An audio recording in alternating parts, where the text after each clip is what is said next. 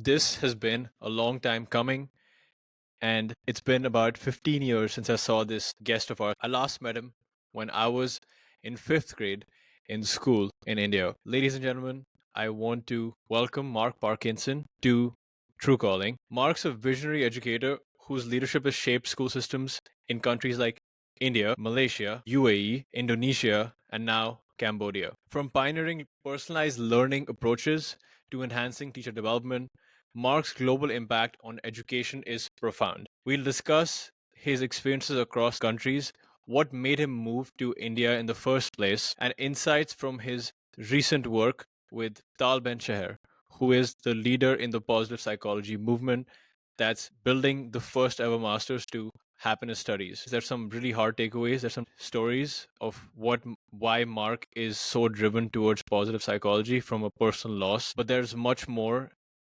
He's a wealth of knowledge. So I hope you guys take something out of this conversation and apply it to your own learning, apply it to the friends you're around, and value. If you found value out of this conversation, please hit the like button. It helps promote this video. Subscribe if you haven't subscribed yet, and I will catch you on the next one.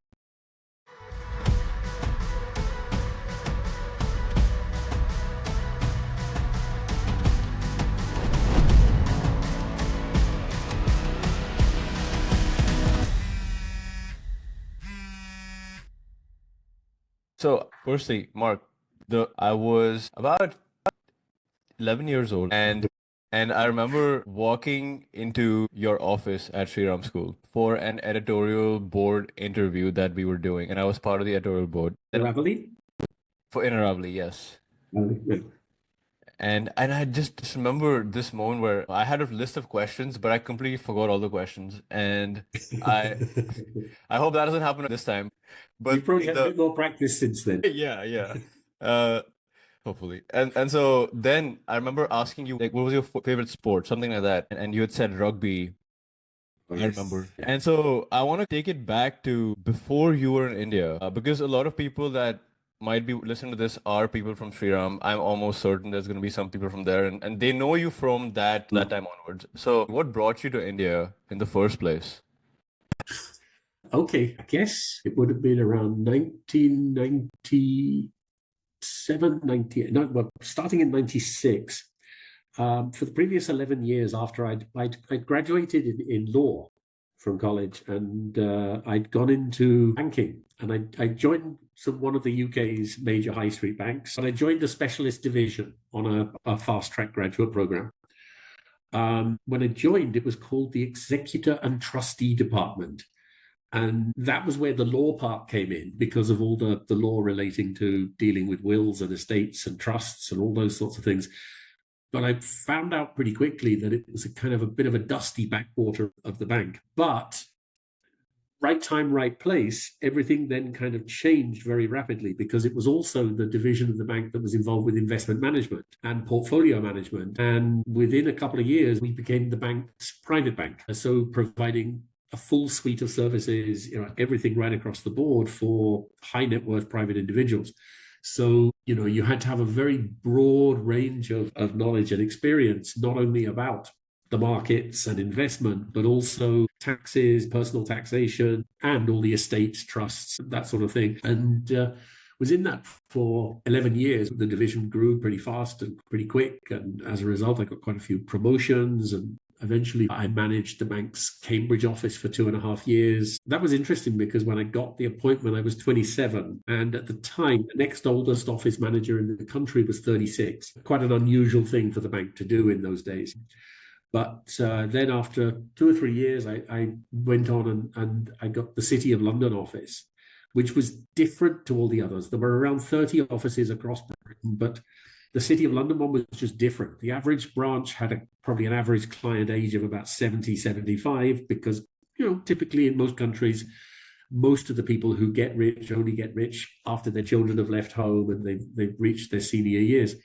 But the city office had a much younger client base and some really, really interesting people, some hotshot guys from the markets who quite frankly were so busy managing other people's money that they didn't have time to manage their own. So they would sort of outsource that part. But these were guys who, I'd walk from my office to theirs and they'd have a better handle on what the US dollar exchange rate was than I did by the time I arrived to meet them. Yeah, so we were walking around the city with, I think I had my first mobile phone in about 1990, probably 92. Great big brick of a thing, one ringtone, and a lot of very different etiquette. If a phone rang in a meeting, because they all had this only one ringtone, everyone would panic and go to their jacket pocket. Because if it was yours, you were in big trouble. It could actually easily be a disciplinary offense to have your phone ring when you were in a meeting. And I actually had to deal with a really difficult situation where one of my client officers got thrown out of the East India Club where he was having lunch with one of his clients because his phone rang during lunch in the lunch hall. He stopped it really quickly. And when the maitre d' came over, he said, "Oh, I'm very sorry." And the maitre d' said, No, sir, you leave, please. And threw him out. And so the client was in uproar. And as office manager, I had to calm the client down and deal with him. And I think he was like a retired army major. So these things, they really mattered to these guys. So yeah. Very different times to the times we live in today. Yeah, and a foreshadowing of Yeah, what's to come. for sure. So you talked about being in this banking area and sort of investment banking for 11 years and relatively finding your pace in that game quicker than other people. But when did you ask yourself this question that this is not the ladder that I want to climb or the mountain I want to climb? Yeah, so it was a combination of the fact that the parts of the work that I got a real buzz out of was the engagement with clients and the front end facing work. And the problem was that having already reached senior manager of an office, the future roles were likely to either be regional manager roles where you got very little and very rare interaction with clients, or a head office role. And I had spent 2 or 3 years in head office and it wasn't fun. It just wasn't me. And so, I had my doubts anyway. And then I guess I was probably feeling restless, but a little too comfortable in that, I was enjoying a good salary and living in London and cruising around in a convertible every Sunday morning, backwards and forwards over Tower Bridge and that, and, having fun, but not necessarily finding all the meaning that I was looking for. And then a new head took over the division of the bank. And he came in and he said, "I'm going to do things around here my way." And in an early meeting, he was quoted as saying, "If there are going to be hot shots around here, they will be my hot shots." And so he systematically, as he would find ways to persuade some of them to head out the door of their own accord, found some jumped up ways to actually dismiss a couple. And eventually it came down, I think there were 2 or 3 of us. We knew we were marked. He took the office away and gave me a role in head office, which I didn't have a choice about. Did it suddenly while I was on holiday, because there's a few people in the federal government in America feeling the kind of way I felt at the time. You have the rug pulled from under you, unexpected. And the role was going to go nowhere. It was clear from the day he appointed me. But in the end, just suddenly one day, he calls me to his office, and he's there with the head of HR sitting on the other side of the table. And he said, "If I write you a check for a year's salary, will you go today?" I said, "Write the check." So write the check. Okay, bye-bye. And that was it. And suddenly, I'm a free man with some money in the bank. I'm thinking, okay, now, where am I going to be finding the meaning in my life? And that theme of meaning in your life, I suspect is something we probably are going to come back to when we talk about education. But some would say I then took things to extremes, because I went from the nice apartment in Docklands and the flash convertible and everything else, sold everything, and I went to India, to Ahmedabad, where I was teaching English, staying in a what was essentially a gurukul, being paid, I think, wasn't much more than about $50-$70 a month equivalent. And strangely, I had money left at the end of every month. because with nothing to spend it on. So can I Yes, ask you something here real quick? This is very yeah. interesting because not a lot of people find themselves, first of all, people find themselves in those crossroads across, at different times in their life where they think the thing that they're doing is not the thing that they really want to be doing, and they don't find meaning in the thing that they're doing.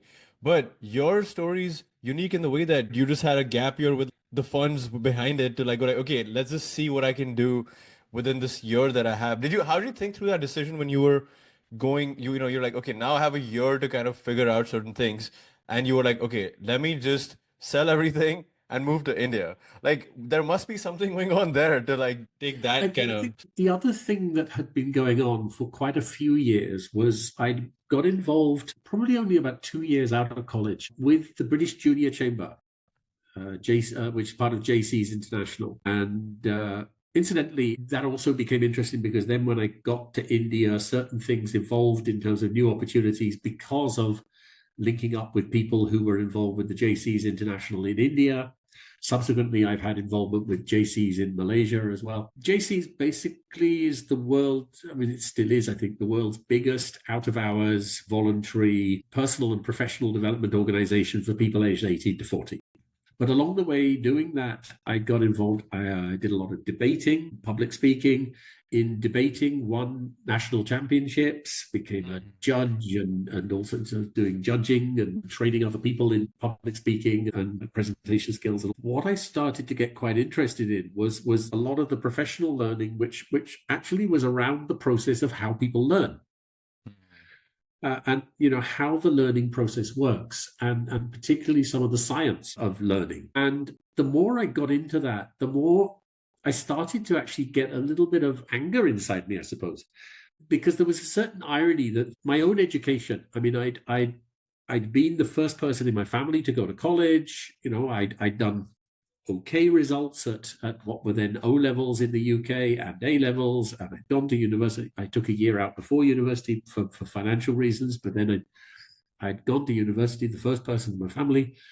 And so on paper, people might have said, okay, well, you should be satisfied with that. You've gone further than anyone else in your family has, but it didn't feel satisfying as a process and in terms of how effectively I learned. And I'd often felt that because there was little kind of attention to the how of the learning, that everyone was left to sort of figure out their own how and their own way of going about it, and some had good strategies, some had bad strategies, some had diabolically bad strategies. And my 3 years of college doing something like law, my bad strategies made that a really, really, really tough process. And I was determined to succeed, but it hurt. It hurt, and it was hard. And so as I got more into those learning processes, there was that part of me that was a bit angry that if this stuff was known, if it was in the public domain, if people had this knowledge about how the learning process works, then why weren't I and other students in school and college exposed to more of that, to figure out better ways of approaching our own learning? And so I think, that was maybe one of the things in the back of my mind that then linked into all of this process then to switch my attention to the learning process and education. Language was the obvious sort of first point. But when I got to Ahmedabad and got to India, there were a number of reasons why, apart from anything else, the circumstances that I was staying in were pretty challenging, I guess, for a soft Westerner. I finished up, I think I got malaria twice in the first 6 to 8 months. I also got dysentery. When I took my first trip back to the UK after about 15, 16 months, my family were just shocked. I'd lost an awful lot of weight and I was not looking well. When I told them I was planning to go back to India, then they really got shocked. But at that time, I'd started to meet other people. And so part of the reason for going back was that because I'd gone on an employment visa, I needed to go on a new visa to go back again. But this got me into areas that were much more sort of peripheral and doing some courses for youngsters and teenagers around planning your life and working with some of these guys from JC's International, including one guy who even went on eventually to become the national president of the Indian Junior Chamber. And And it kind of morphed into a lot of other things. I finished up going as a visiting faculty on an MBA program in business, doing business course in business communications. IIM Ahmedabad as well. I went in as a visiting faculty, both in business communications, presentation skills, working with the communications team there. And yeah, and until then, through doing all of those things, working with the Ahmedabad Management Association and various others, suddenly one day somebody approached me and said, would you like to set up a school? I said, well, never done that before. And I said, yeah. Don't worry about that. We did the best with what we had and what the owner allowed us to have. Considering he was not even allowing me to pay minimum legal salaries for the teachers, put a phenomenal team together, and we're so proud of their loyalty. But it was actually, that was one of a number of reasons why in the end I walked out of that role. So this has set the stage for your entry into India. I was looking at you speaking at the World Education Summit in Delhi in 2011, I believe. And there was a question, what is the role you see technology play in improving the education scenario in India? And your answer at that time was, we can break through the paradigm that says learning is being taught and offer opportunities for self-learning. Learning being taught versus self-learning. Can we talk a little bit about what have you observed since you had been in India about what it means to learn? How to learn? What was the setting in India for how to learn as a model? The first thing is, taking what the scenario was then. There is a case to say that, and it's not unique to India or anywhere else, but quite a lot of time has elapsed. If you think it was 2007 when I first went to Shri Ram, so quite a lot of years have elapsed now. Arguably, more should have changed in education than has actually changed in that time. And I think there have been times when, as educators, people have talked a good story, but arguably not enough has changed. Now, I would also say that, in all honesty, there are some things on which, my own thinking has shifted and changed somewhat. One classic example on that is the debate around children's and mobile phones in school. Now, I was always an advocate for not rushing to give smartphones to kids too early. And in Shri Ram, I can even remember having conversations with a few of the teachers about their own children. But I knew that it was also something of a losing battle because, all my classmates have got one, I've got to have one as well. And there was just not much debate about that. But I kind of lived with it because one of my arguments, I think, was that this is going to be such an integral part of these people's lives that they need to learn how to live with it. And there's no harm in starting when they're in school. At that time, there were some people who knew. I think Mr. Zuckerberg knew, Mr. Jobs knew, and a few others they knew. And maybe this is why they sent their children to schools that didn't have a lot of tech. Why, for example, Mr. Jobs did not allow his own children to have iPads, etc., because they did know what we didn't. And that was that this stuff was more addictive than cocaine, basically. And therefore, the argument was a bit like saying, illegal drugs are going to be such an aspect of people's lives in the future that they should learn to learn the self-control early. And, we should be willing to put them in a room with bowls of cannabis and amphetamine and things.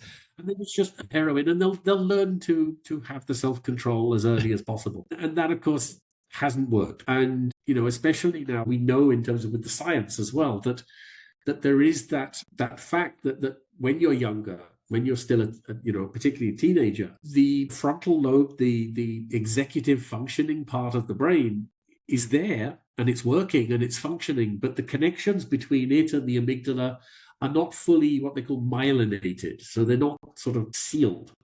And so there's a lot of leakage, and it's why teenagers can be impulsive, why they can make mistakes through, lack of thinking through consequences and all those sorts of things, and take risks, etc. But it's also why they can be more prone to, to issues of dependency and addiction, and to therefore ask them to have that device on their desk in class, or even in their pocket or their bag, I now think it was not the right move. We were doing right with the information that we had available to us at the time, but now we know better. We have to move on.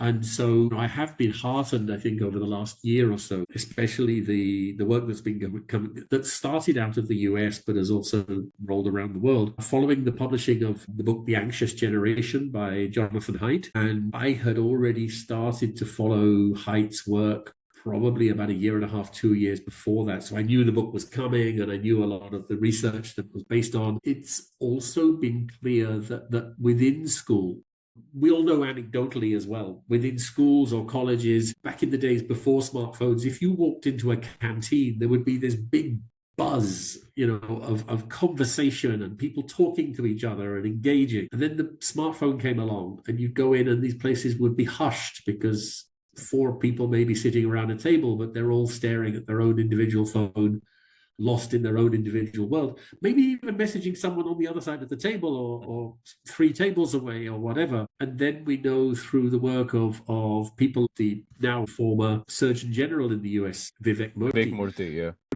about this massive problem of loneliness. And you go, well, how can this person be lonely? They've got 2,500 followers on Facebook and there are all these other links. They're linked to so many people. How can they be lonely? But that's become a very, very clear piece of evidence. And how people coped, or particularly young people coped or didn't cope during the pandemic and during COVID as well, I think, told us a lot about what was going on. I mean, there was a certain irony there. I recall having a conversation during COVID with a guy who was probably just working his way into retirement at the time, but actually he'd worked quite late. He was probably around early 70s. And he said, what's all this, you work in education, he said, Mark, what's all this argument about how the kids are suffering more than everybody else? Rubbish. He said, rubbish. He said, you come and ask me my age. At the age of 73 or whatever, I've got a very small, finite amount of life left and a bucket list and a whole bunch of things that I plan to do within that time. Well, if the world is now going to tell me that I'm going to lose a year of that or 2 years of that or whatever it's going to be, I'm going to have to slash a lot of stuff off that list that's never going to happen in my life. There's a whole bunch of stuff that is just never going to be possible to me because it's going to be a big percentage of what I've got left. If you're 16, it's a drop in the ocean in the context of your whole life. So where's the big fuss? And it was an interesting perspective and one that didn't really get heard. But there again, there is also that truism that if you think something's a crisis, it'll be a crisis. And so if you convince yourself and you convince each other's enough through hours and hours and hours on TikTok that you're living through the worst time of your life, then it will be the worst time of your life also. And also, if you tell yourself, every day for a year that this is doing irreparable damage that will never be recovered, then hey presto, you're probably right. So you're talking about the actual belief that you have about something, and what you believe to be true about something, it shows up in your reality in a lot of ways. And this is this whole reticular activating system that we have as well. Like when you buy a car, you see that one same car. You buy a Tesla, you see Teslas everywhere. It's the same situation there. It's like you think you're in a crisis, you find crisis in everything. Sure. Yes. So you were asking about the aspects of the learning process. And I think it's an interesting one because if we go back to the time before COVID, a lot of people were talking about aspects in education that were more progressive and approaches that would be different and would take things differently. When the TED Talks all started, one of the most watched, and still today, one of the most watched of all the TED Talks, I think it's number 1 or number 2, is Sir Ken Robinson talking about the brokenness of the modern education system. I've been in rooms with hundreds and hundreds of educators watching that TED Talk. And invariably, every time they all say, he's absolutely right. And then you go, yeah, he said it 10 years ago, or he said it this many years ago, and we still haven't done much about it. We still haven't really responded to the things that Sir Ken Robinson was talking about. A lot of educators chose to talk about, and to quote Aristotle, that education is the lighting of a flame, not the filling of a pail. And yet there is a case where you've got to call the educators out when COVID came along.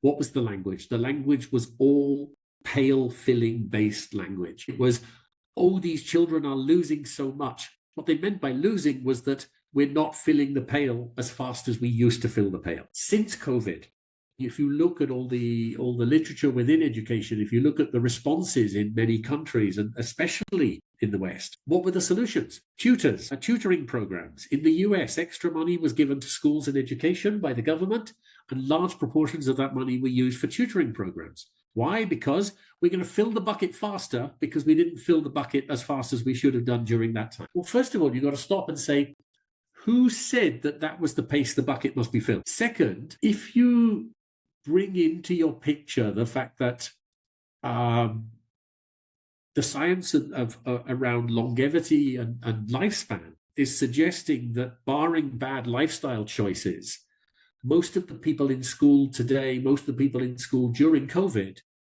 are going to live to 100, then where's the rush? Where's the hurry? Where's the argument that you couldn't just say, let's use that time to do some things that we still can learn through interacting online and virtually. Maybe the learning of maths and reading and some of those things are going to go by the board somewhat, but we'll catch those up later. There are some scientific things around, that certain skills are a bit easier to learn before certain ages and in certain ages, but it's certainly by no means the case that all the curricula around the world, whether it's US curriculum, UK curriculum, Indian national curriculum, or whatever, have been so scientifically constructed that everything is being taught at exactly the right moment for a child at that particular age. Because that wouldn't work anyway, because whatever goes on at a particular age is based on averages and not on the individual child. And there are plenty of children who develop faster or slower, or who go through spurts in their learning development. There's also, so many things. We know now, for example, that somewhere around the age of 7 or 8, children go through a process. A network has been building up in the brain, but the network grows in a somewhat haphazard manner. And it reaches a certain point where its long-term future development would be confined by and limited by the way it's already developed. So it actually sheds a whole load of connections in order to reach a state where it can then have a structure that can go on and develop for the future. And in some children, this can actually come as an appearance that they go backwards in terms of their learning. And if people are having a very linear approach and being very methodical about monitoring and tracking the learning of the child, they're going to go into panic mode because they're going to start saying, oh, this child is not learning. What are we going to do? Do more, do more, do more. Fill the pail more forcefully. And this emphasis on filling the pail just doesn't fit with that whole ethos of the development of the whole child, the development of the whole person. So the pandemic came along and educators in some ways showed their true colors. Now, in India, this had an interesting kind of manifestation even earlier, because there was a growing body of parents who would come and say, I'm coming to your school. And you mentioned the days at Shri Ram, and this was particularly there in those days. So I was there from 2007 to 2012. Parents would come, I particularly want my child to go into this school because I don't want him or her to be pressured. I want him to be him or her to be happy. Because if you dug a couple of layers below the surface. Okay, so what would happy look like to you, Mr. Parent, Mrs. Parent? What would a happy life for your child look like? Oh, well, of course, he'll be successful and he or she will find a good partner. And we know the partner market in India, yes, if you've been to an IIM or an IIT, your value in the market goes up considerably.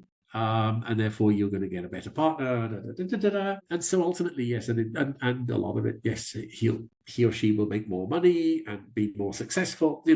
So in other words, you go, okay, so what you want is actually exactly what you wanted before, but you were kind of disturbed at the evidence that was coming out in schools that the way that was being used to get to that hurt some of the children. I love this. Some of them really badly. I want to pull on this thread. This is a very important point. So You discussed this topic around the anxious generation and the data that came out of it, but I really want to just bring this home for people to understand why you're so personally driven towards figuring education's role out in this whole place, and why you've yourself gotten into Talban stuff in the whole positive psychology movement. Could you tell your own story, how why this resonates with you, and what has been driving you there?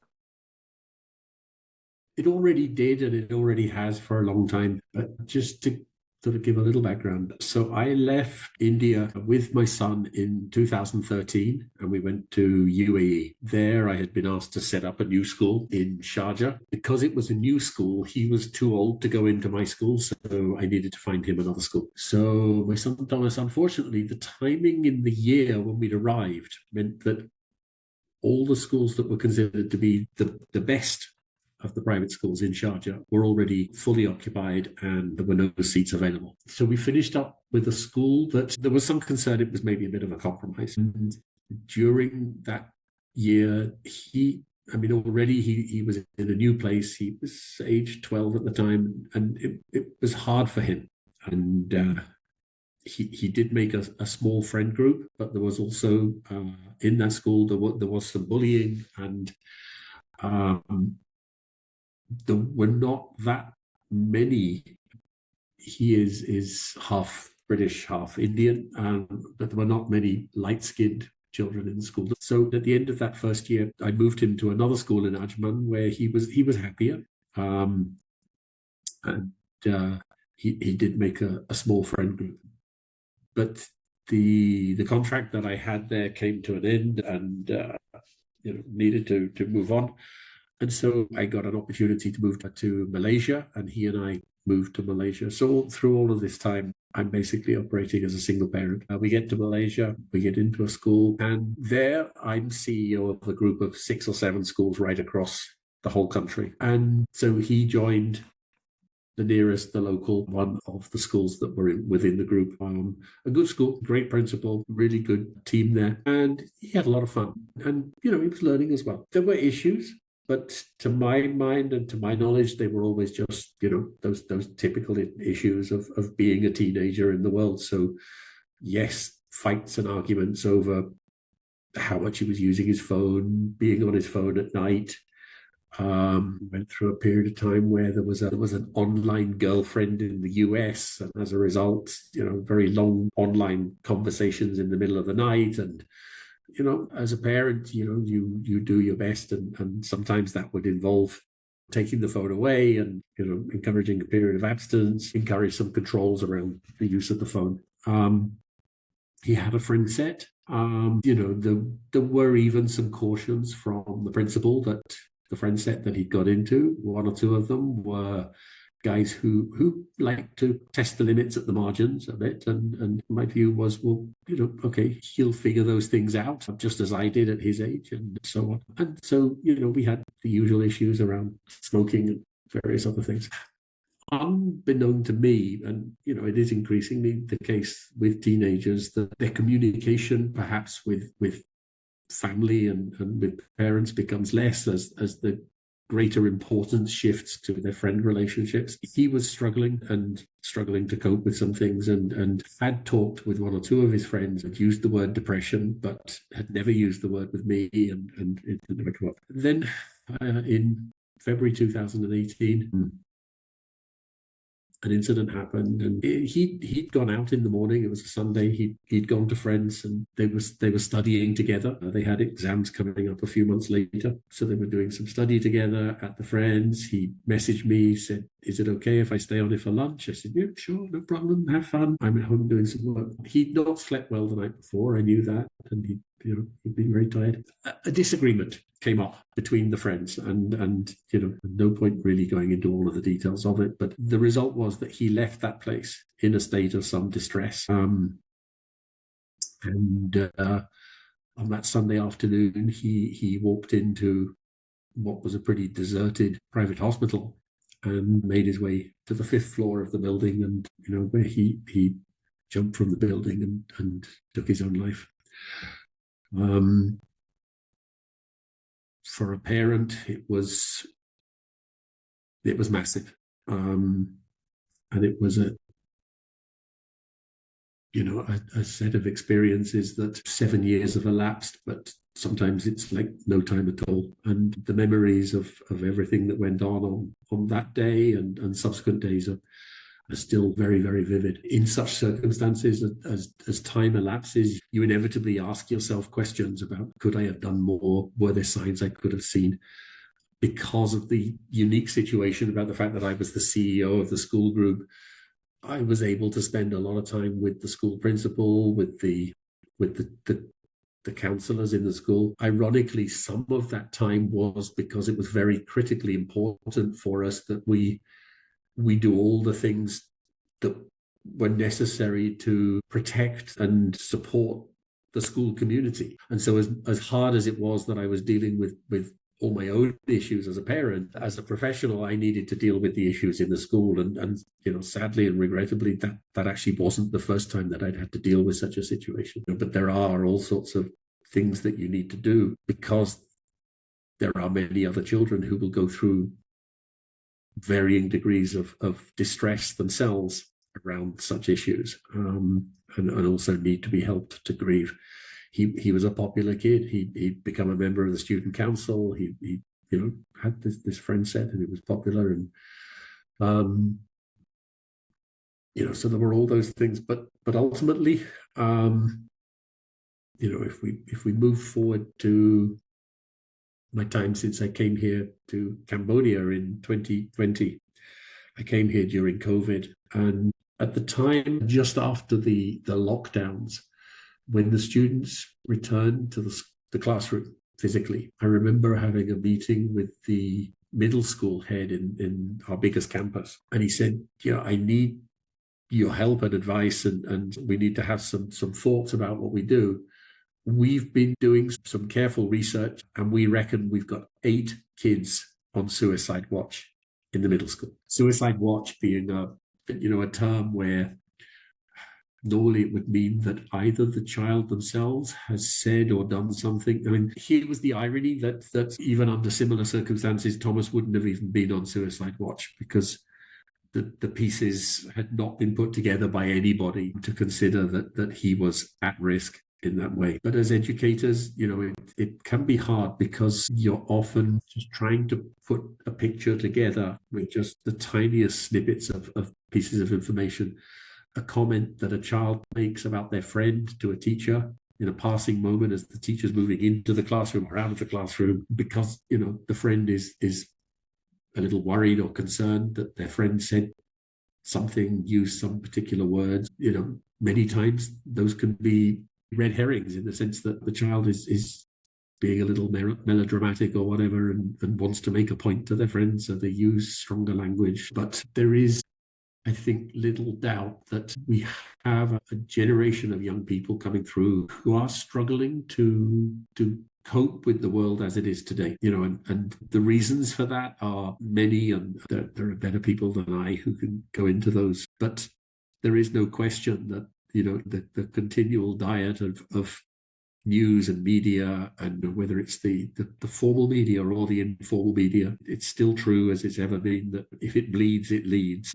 The worst news stories are the ones that get all the coverage and all the exposure. Young people are continually being told that they are growing up in a world that is changing faster than the world has ever changed before. And yet I really do have concerns that not enough time is being spent around helping them to ensure that they've got the tools and that they are equipped to deal with all of that rapid change. When it comes to post-school, post-college, entering the world of work and being economically productive and making a meaningful life and everything, we still see that whatever's happening with AI or EdTech or anything else, the skills that are still sought so desperately by organizations, by companies, by employers, and they struggle to find so much are, what are loosely termed soft skills, communication skills, but also the skills of things like creativity, but also resilience and flexibility and adaptability and all of those sorts of things.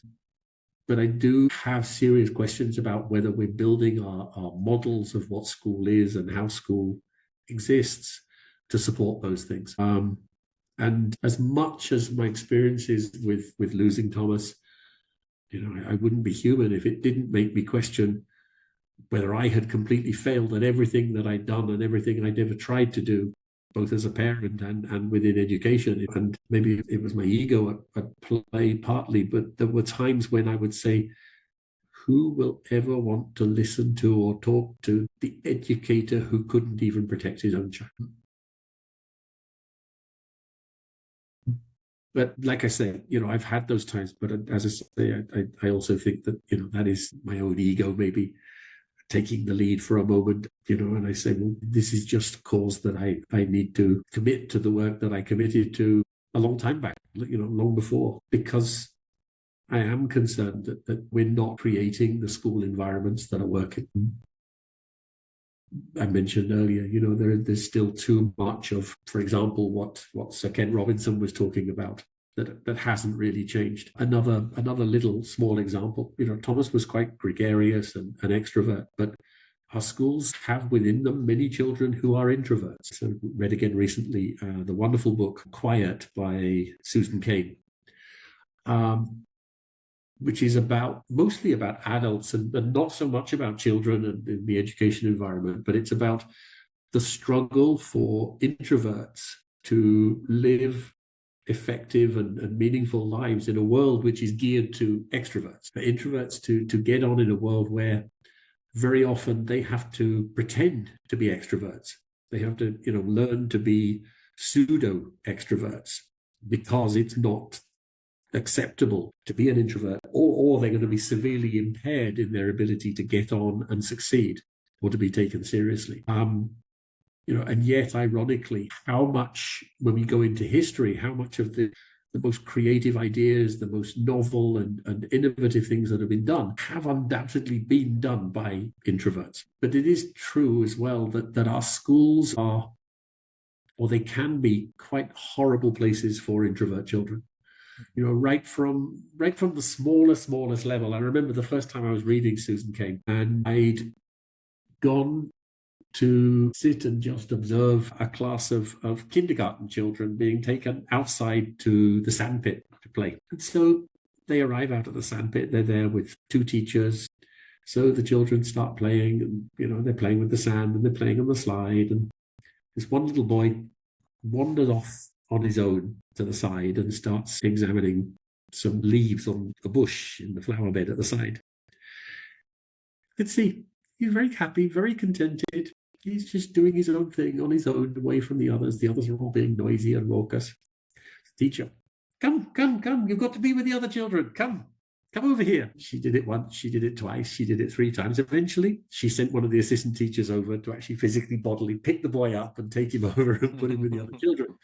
He didn't want to be with the other children. He promptly got back up and went back to the bush. And this happened 3 times over. And so when the lesson was over and they'd gone back to the class, and later in the day, I got the opportunity to see that teacher. And I just shared with her the observations. And I said, what would have been so wrong to let him be and let him just do that on his own? And funnily enough, I knew that teacher herself was someone who was quite introvert herself by nature. She said, but we say that they have to be good team players. I said, yeah, there are other ways that he can be a team player later, But as an introvert, maybe his best contributions to a team will be to go away and do quiet thinking and then come to the team and say, hey, I've got an idea. And, this kind of light bulb moment for the teacher. But it's okay if I let him do that. I said, yeah, why not? They don't all have to be doing the same thing at the same time. So that, it's like one little example, but yeah. So you mentioned about the fact that, yes, for the last couple of years now, I've been studying with, and I've had the opportunity to have a lot of interactions, enormously valuable and wonderful interactions with Tal Ben-Shahar, who's one of the world's leading experts now in the field of positive psychology and happiness, amongst other things. In the US now, he and his group, the Happiness Studies Academy, have launched the first master's degree in happiness studies in collaboration with a US university. But initially I've been studying with a certificate program, but also going deeper into some of the areas.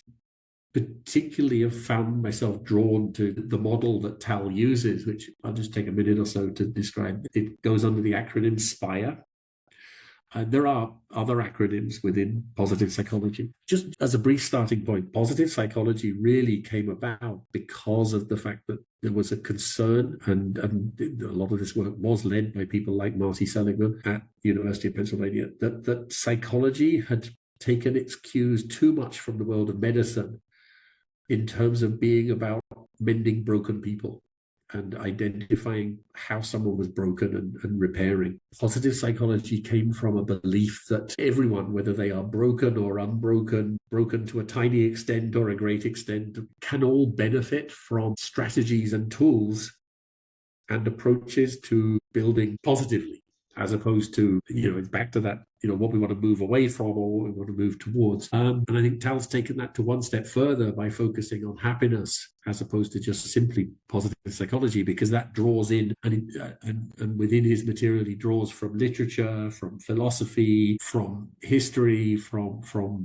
the arts and movies and writing and all sorts. So it's a wonderful base to draw on. But the SPIRE model basically stands for spiritual, physical, intellectual, relational, and emotional. The 5 levels of happiness. In the broader sense, a lot of people do wonder, is the issue about how generally happy I am in life, is it genetically based, or is it something that really is a matter of choice? And the best reckoning is that yes, probably about 50% is genetic, and then there is some proportion as well which is situational, environmental, and those are things that sometimes as an individual we have more or less ability to influence or power over. But there is no question that there is a part which is still significant, more than significant enough, that if we can take the right strategies and approaches to it, can make a really meaningful difference. And so for me, a lot of it has been about applying that to a school situation and environment. Now, interestingly, and this often tends to happen when people look at trying to bring innovation into education, it tends to come, at least initially, as sort of bolt-on, here's a curriculum or whatever. I came across material, I can't remember the name now, but there was a group in the US that started out doing an after-school program, sort of almost like an after-school happiness club or something, and they were using principles. I'm not sure whether they were using SPIRE or whether they were using Seligman's PERMA model, but some model and aspects of positive psychology are within this. And then it gradually grew into becoming part of some lessons and some teaching within the school. But one of my arguments has been that it's not just about what we teach. And that this, for me, it links back to something that I used to say repetitively until, every member of my school community would just know it was coming right from when I was in my first school. And that was, we're not here to teach stuff, we're here to teach children. Therefore, there's a serious danger that you don't just turn the happiness material into just some more stuff which has got to be slotted into the day. I actually think that these things have got to become part of the principles of how you approach everything in a school, even right down to the physical design of infrastructure. If you care about introverts, where do introverts go for some peace and quiet? Is there anywhere? Where does the student who needs to be alone to focus, where do they go? Where do they spend their time?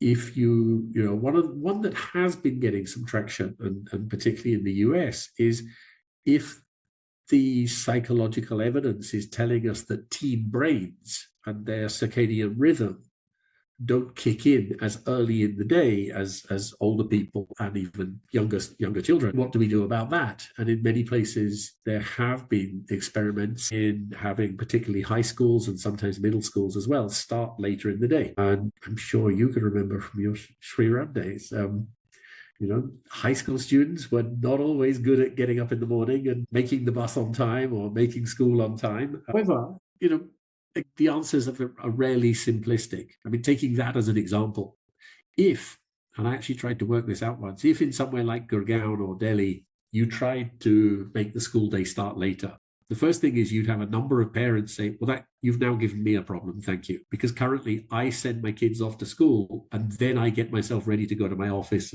And now I won't be able to go to my office till later because you've given my kid a later start time. The second one is that one of the reasons the school traffic goes early is because the roads get very congested later when everyone's going to office. So if you move the start time later for the students, there's a risk that you might move the start time later by an hour, but that only translates to 15 minutes extra in bed for the kid because the commute is going to be longer. So most of that time is actually going to get eaten up elsewhere, and to the point where, it's probably not even worth it. Because especially if it's so small and insignificant, the chances are that it all gets all too easy for the kid just to say, all right, I'll stay online 15 minutes later at night before I go to sleep. And then suddenly you've lost all the benefit in terms of extra sleep. But if you go and ask the average middle or high school student, why do we care so much about sleep? Why do we care so much about your diet? And again, if I go back to the situation with Thomas, as I reflected and looked back, as time went on, yes, his issues around how he managed sleep, what he ate, diet, those things deteriorated. Some would say, no worse really than most other teens his age in terms of the inclination towards eating junk food and wanting to stay up late and be online and all those sorts of things. But there is a reality that some kids go through those things and come out the other end, and some say, lucky to have made it out, but I did, and others are less fortunate along the way. There's so much you've said in this right now, which is so important. I remember from the same, World Education Summit, you were asked this question of what are the needs of today's generation of kids, and at that time, you said that students want to be respected and given some autonomy, which often clashes with traditional school structures.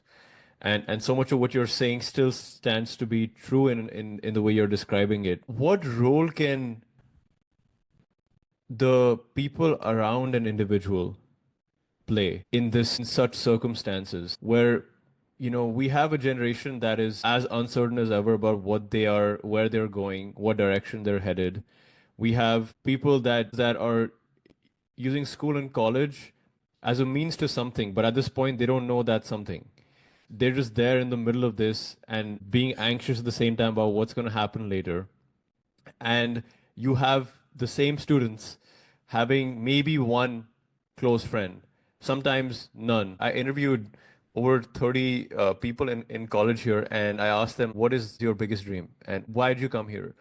And the number one answer that I got, if I had to just average it out, 80% of people said, I just want to be happy. That was the answer I got. So to someone there, when someone's saying that, they're giving you that they want to be happy. They're telling you something with that information. Either they're telling you that they don't know what that is, they don't know what happy looks like, and there's this future state that they are like moving towards, and still not knowing how this fits into their life's calling in some ways, and their meaning, and what they can add to society, because they're thinking just so much about themselves in this moment, and what they don't know. How can we break this down for someone in that state in their life?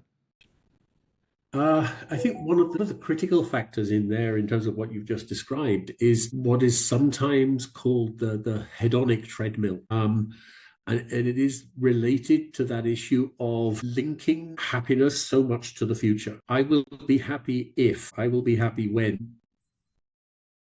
And of course, one of the deep ironies is that so much of that doesn't really play out. I mean, we know, for example, lottery winners. The myth is that someone will win the lottery and they will be happy forevermore. But there's been a great deal of research around this, and the reality is that within weeks or months, their happiness level basically returns to what is the hedonic mean for that person, whatever, which is whatever it was before. If they were a happy-go-lucky kind of person beforehand, then they will continue to be afterwards.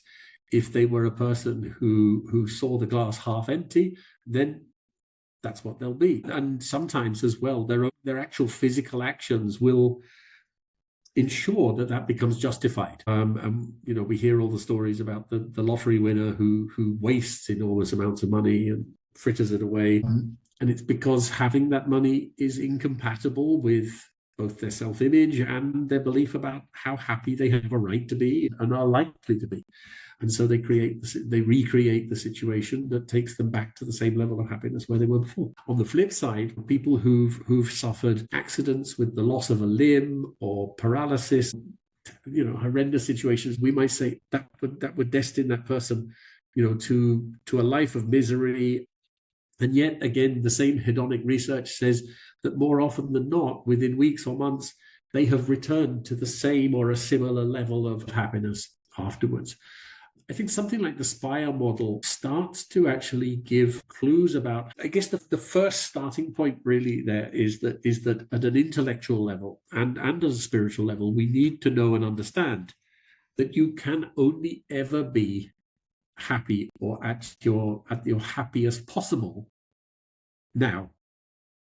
And it's now and in the moment. And that's where, so much of the material around mindfulness and use of meditation and gratitude, journaling and things becomes critically important. I was just trying to remember, at Aravali, did we used to have the mindfulness bells during the day? Or did we never do it at Aravali? I know we had it at Vasavihar. After we'd had a visit from some of the monks from Thich Nhat Hanh's monastery. And I know we used to do it in Vasavihar. It was something that was particularly driven by the lead counselor at Vasavihar. She was very passionate about it. Beautiful thing. So it used to be that I think twice in the day, not always at exactly the same time, it was random. Over the tannoy, a singing Sound bell bowl. Yeah. Yes, would be sounded. And the idea was that child or adult, anybody, whoever you were, at that moment, you stopped whatever you were doing and you focused on your breathing and you focused on, what am I doing right now? Am I doing what I want to be doing, the way I want to be doing it? And you would just focus on your breath and breathe deeply. I personally loved it. But we also heard some wonderful stories from parents and also from teachers who talked about how afterwards their children in their classes would be more focused, calmer, and more peaceful. One of the most critical areas, and you touched on the issue of the loneliness and the lack of friendships, right back to, again, the very first school I was in. One of the messages that I developed at that time and that has become increasingly important to me in schools is every child in our schools is going to have all the opportunities in the world to compete with as many people as you want. The whole world, you can compete with the whole world, you can compete with everyone else in your town, your city, at whatever you choose to compete at. And there'll be time for all of that in your life. But inside your school should be a place of collaboration, not competing. And the focus should be on being there for each other, collaborate inside to build the strength to compete outside. I love that. I used to get very worried, and I can even remember there was a point in time where I wrote an article, and I think I still got it on a hard drive somewhere. I wrote an article for a parent magazine when I was at Shri Ram, and it arose out of a concern that I'd had that had been the subject of discussion with principals and vice principals and counselors. That there was something that was starting to happen amongst kids, particularly around grade 5 or 6, where they'd bought into an idea that to raise themselves up, they needed to push someone down, that you were sitting on a seesaw. And that the worst part was that more often than not, the people they pushed down were their friends. And so there was this continual edge to the communication. And It took sometimes slightly different forms between boys and girls. In the girls, sometimes it came about as much through silence and, pushing a girl out maybe, as opposed to the boys who were perhaps sometimes more overt. But often it took the form of picking up on something that was a vulnerability or a weakness in that person and needling them on it. So one kid is a bit overweight. His so-called friends will needle him on the fact that he's overweight because there's that sort of surrounding belief that they're in a competitive environment, that it's a zero-sum game. Raising someone else up can't be good because it's going to be negative for me. And so, we did work, and we wanted very much to focus on the fact that, no, what real friendship is about raising others up, and it's not a zero-sum game, and that by raising someone else up you actually do a positive for yourself as well. There is a growing body of evidence in that. For example, adults who volunteer, who spend some element of their time in volunteering, tend to find more happiness and reward in their own lives. But again, we know that some of that is coming from the fact that those children are growing up in environments, not just in school, but also in the home, which are driven by the language of competitiveness. Father inadvertently, talking about the next door neighbor. Yeah, but he may have got a new BMW, but it's only a 3 Series. There's one friend of yours. There is one person that your family, your parents will keep on going back to as the standard that you should have. There's someone around in your circle that they have met, and that for them is the pinnacle that you should be striving towards as a child as well. Yeah. Why don't you do it like him? Why don't you do it like him or her? Exactly. Yeah. And it's really funny because it plays out across your life, and that person just changes into the next person in your work, that coworker and that friend that you have there. It never stops unless you are checking yourself in those moments. Yeah. I think as well, though, again, the media plays a big part in this also. But, having children understand this. I can remember at that time, for example, one of the things that was enormously popular amongst the kids, and I used to hate the fact that it was popular amongst them, was WWE or WWF or whatever it was called. This fake pseudo sport within which very frequently partners will turn on each other, and they're supposedly part of a tag team together, but they decide to turn around and beat 9 bells out of their tag partner. Now, what kind of message does that send about things like loyalty and, being there for others and that sort of thing? It sends messages instead that you're in a dog-eat-dog world. It's every man for himself, and you better put the other guy down quick before he puts you down. But that is not conducive to the building of good friendship relationships. That's in the relational area. Taking the physical as an example. I talked earlier about sports, but another little interesting one. I don't know whether you remember. You probably would have been in middle school, but we had a couple of years in a row where there were very harsh winters, at least for a few days, got really, really cold, and fog was there and everything. And there was lots of pressure to close school.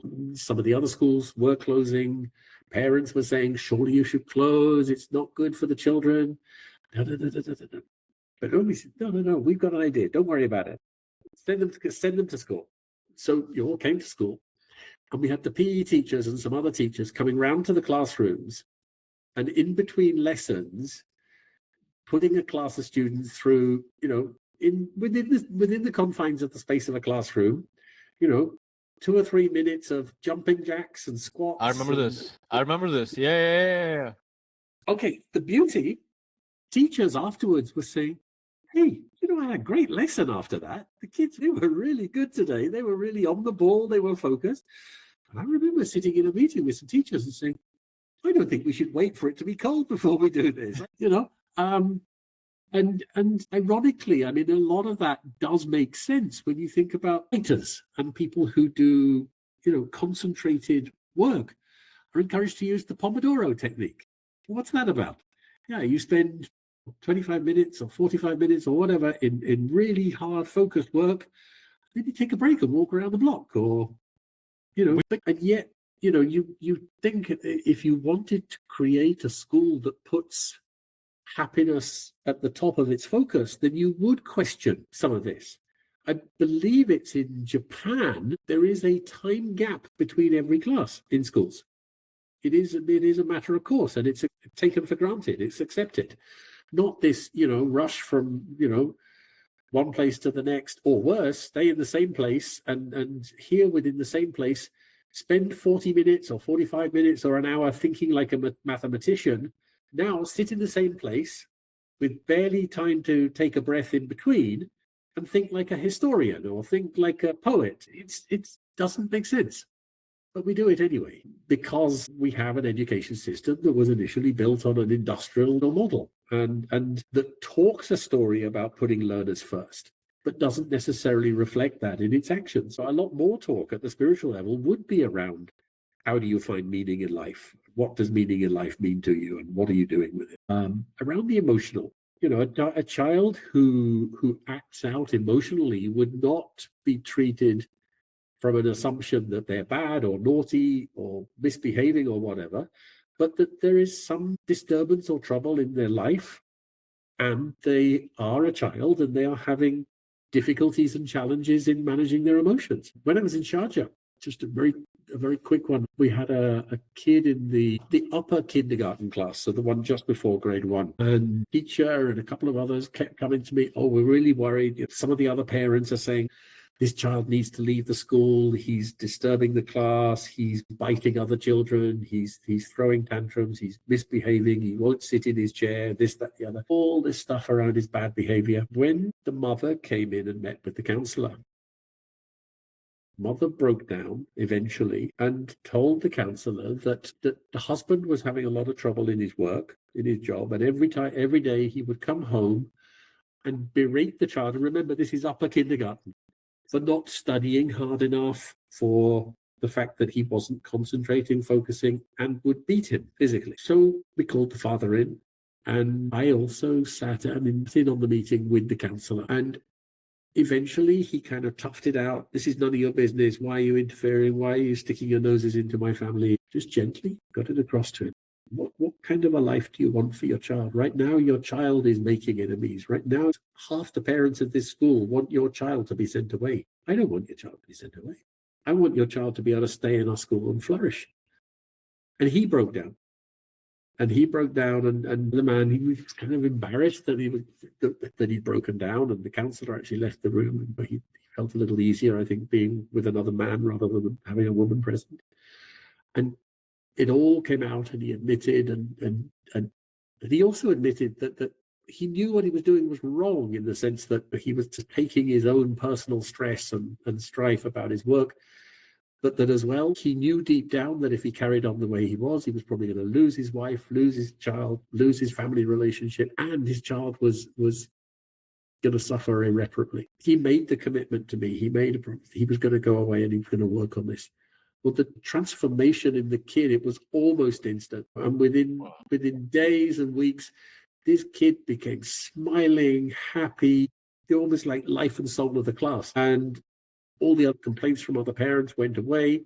He's like little Mr. Popular amongst his classmates. And he was a bundle of fun to be around. And the transformation was just wonderful because we were able to give that time. And I've often had conversations with school counsellors where they are dealing with issues where they say 99 times out of 100, they wish in a school environment that they were counselling the family and not just trying to counsel the child. Wow.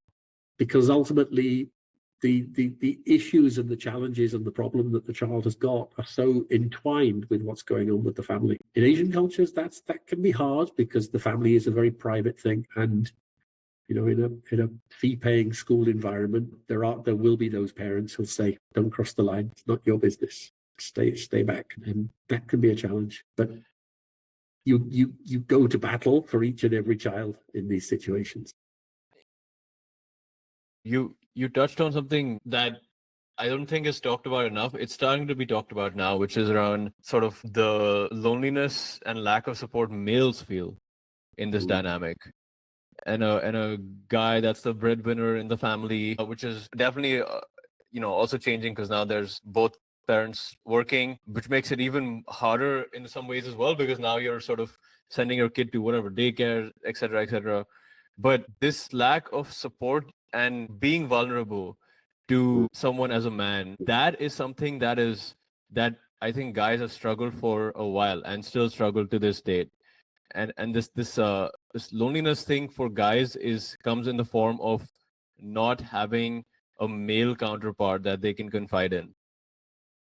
Yeah. There is a school of thought that in maybe most societies in the world, that men have become so driven by beliefs that it's not appropriate to express what you're really feeling around these sorts of things, that the manly thing is to put up and shut up, to deal with these things sometimes in maybe maladaptive ways. Pull out a bottle of wine every night when you get home from work and just down it, or bottle of scotch. And particularly as well that you don't burden your mates with that stuff, and you start to, there's a risk that they'll actually turn around and go, what are you, some kind of wuss, get over it, or words to that effect. And there are places where they've said, well, look, maybe you're never going to fully get to a situation where men are going to say, okay, we'll take the lesson from women and we will start opening up and bearing ourselves to each other. And so what they do is they take a sort of a roundabout approach. And there have been a number of places where there has been some success with like creating men's workshop type clubs, and where men can perhaps feel more comfortable to be alongside another man rather than face to face with another man. If they're side by side repairing a car or piece, or renovating a piece of furniture or something, they're using their hands. So there's a whole lot of aspects of that which create a more male kind of an environment. And the loneliness and the stigma, in that situation, you don't need to acknowledge that you were lonely. You don't need to, you just go, I like getting together with these guys, we're mates and we do this stuff together. And so it gets around those limits and those barriers without trying to take all the barriers down, because the chances are that with an awful lot of men, those barriers are too firmly in place to ever be taken down. Yeah, and this goes to this last topic that I came across. Have you heard of this noun, misandry? Misandry. Literal translation is a dislike, contempt for, or ingrained prejudice against men. And this is sort of this whole topic around the decline of man, and the demonization of men in society has created a crisis in some ways, leaving many men. I think the thing that men don't want to feel is unwanted and undervalued. And that sort of led people to engage lesser. There's lesser guys that are going to college at this point in the US. There's lesser going through higher education. And how is this shaping the generation of the new guys that are coming out?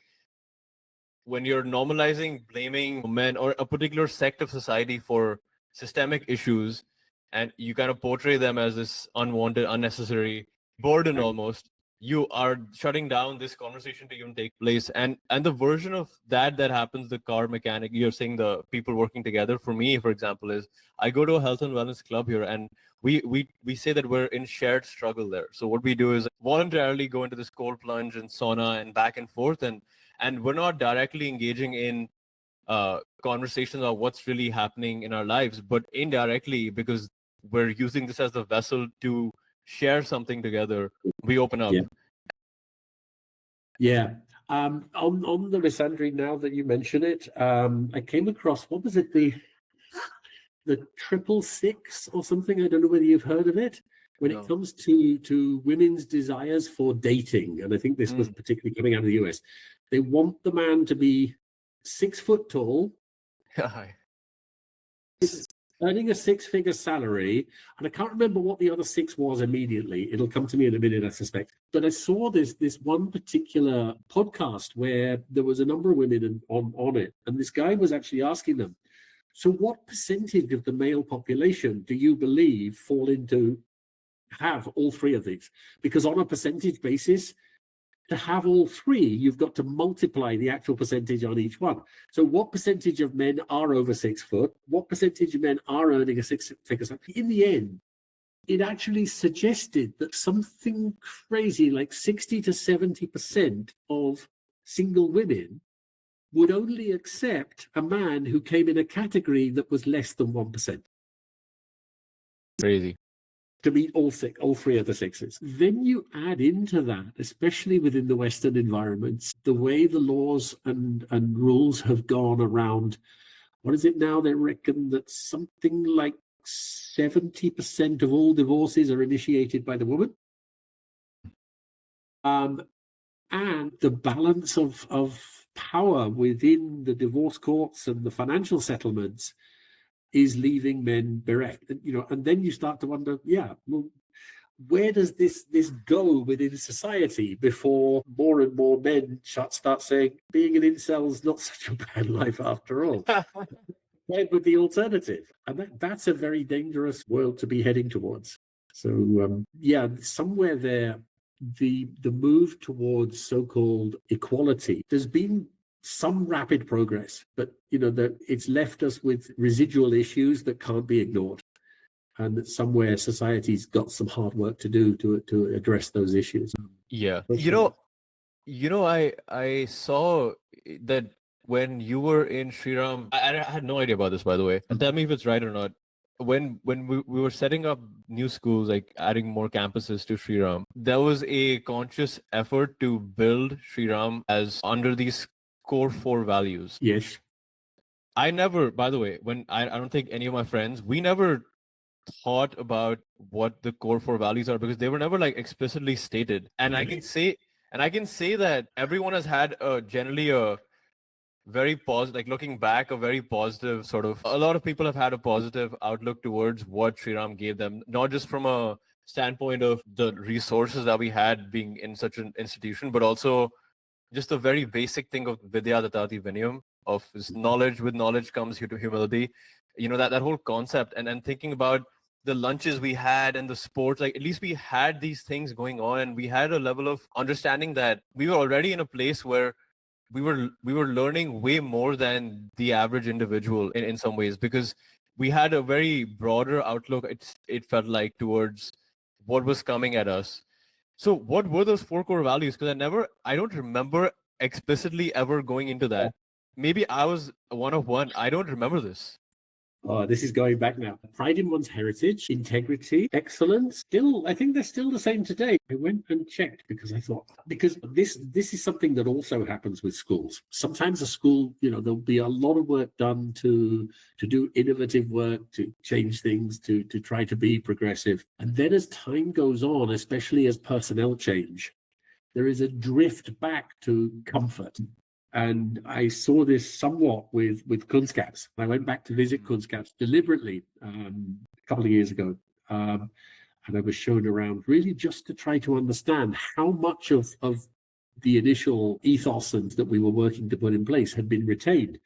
I talked to, particularly, I can remember one vice principal, she said, it's so hard, a new teacher will come in and I'll hear that teacher's gone in the staff room and said, oh, why are you doing it like that? That sounds difficult. Why don't we do it like this? It worked really well in my old school. And before you know it, you've slipped back into being just like all the others. It's interesting that one on the core values, because at other campuses, I know there was a lot more emphasis. And perhaps it was that Aravali, being the newer of the 3 at that time. Sensitivity. Yes, sensitivity, integrity, pursuit of excellence, and pride in one's heritage. Yeah. See, I never saw the website. Like I never saw it especially obviously when I was a kid, I did not look at the website. But I remember, you look back and it makes a lot of sense in the way the school was set. I mean, if it was covertly, it's totally, it all makes sense. It all makes sense at the same time, because it still kind of embodied those values in the way that we went about it. I just want to say thank you, first of all, for the time. It's been over 15 years now since. So it's a full circle moment, and I'm so glad that, like, for the better or worse, things, the way they changed for you, you've like started really moving towards this mission to really bring forth the tools of positive psychology, which I think are so key to changing people's perception of themselves beyond the bad, looking at the good and moving towards something rather than just away from something. I think that's a big lesson for me to take away, is always to think about that in moments. Well, and thank you. And I can say that if you had problems remembering your questions back at the time when you were part of the Ed board, you certainly did a lot better today. Thank you. Thank you so much once again. Thank you for listening, guys. It's a pleasure.